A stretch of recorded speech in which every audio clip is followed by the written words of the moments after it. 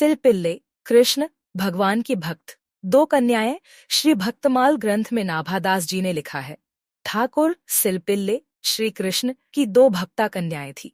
इनमें एक राजा की कन्या थी और दूसरी जमींदार की कन्या थी। एक दिन राजा के महल में एक संत भगवान पधारे। वे संत प्रेम से महल में कुछ दिन विराजे।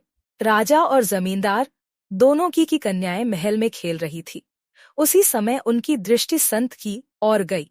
उस समय संत भगवान अपने शालिग्राम जी की सेवा में मग्न थे। उन दोनों कन्याओं ने देखा कि संत जी एक गोल काले पत्थर शालिग्राम जी को स्नान करवा रहे हैं, सुंदर तुलसी दाल पधरा रहे हैं, प्रेम से पद गाकर सुना रहे हैं, चंदन और सुगंध अर्पण कर रहे हैं, पभोग अर्पण कर रहे हैं। संतों ने कहा है कि जिस समय की यह घटना है उस समय इनकी उम्र 8 वर्ष की थी। उन दोनों कन्याओं ने संत भगवान से कहा कि यह आप क्या कर रहे हैं। संत भगवान ने उन दोनों की बताया कि यह पत्थर नहीं अपितु स्वयं श्री भगवान है और मैं इनकी सेवा कर रहा था। संत जी ने उन दोनों को भगवान का चरणामृत और प्रसाद भी दिया, जिससे उनके मन में भी सेवा करने की उत्कंठा हुई। संत जी का महल में प्रवचन भी हुआ, जिसे सुनकर दोनों कन्याओं के हृदय में और अधिक भगवत प्रेम जाग उठा।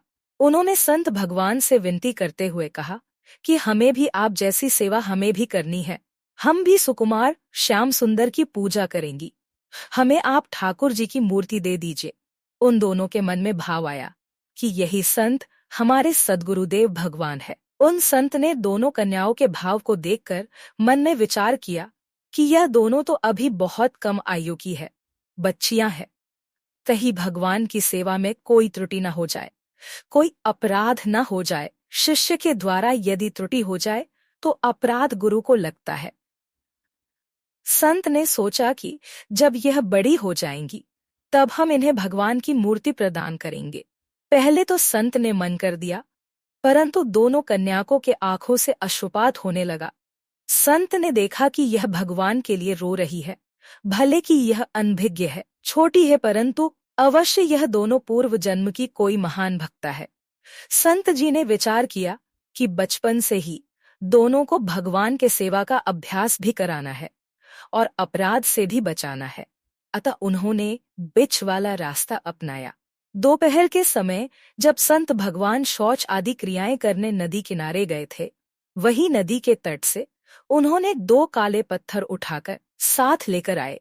संत जी ने वह साधारण काले पत्थर दोनों कन्याओं को प्रदान किए और कहा कि जैसे सेवा हम करते हैं ठीक उसी तरह नित्य तुम लोग भी इनकी सेवा करना। जब कन्याओं ने कहा कि इनका नाम क्या है, तब संत ने कहा, तुम्हारे इन भगवान का नाम है सिलपिल्ले जी। गुरुदेव के आज्ञानुसार दोनों प्रेम से सेवा करने लगी।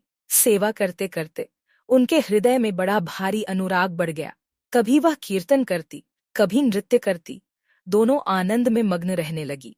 संत ने तो केवल साधारण पत्थर प्रदान किए थे, न कोई शालिग्राम है, न भगवान का श्री विग्रह है, परंतु गुरुदेव के वचनों में ऐसा दृढ़ विश्वास था कि इनकी सेवा सिद्ध होने लगी।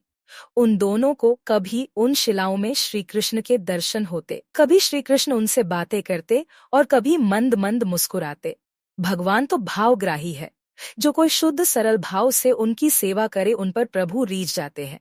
इस तरह नाम जप करती, संत वाणी का गायन करती, कीर्तन नृत्य करती और सारा समय सिलपिल्ले ठाकुर की सेवा में मग्न रहती।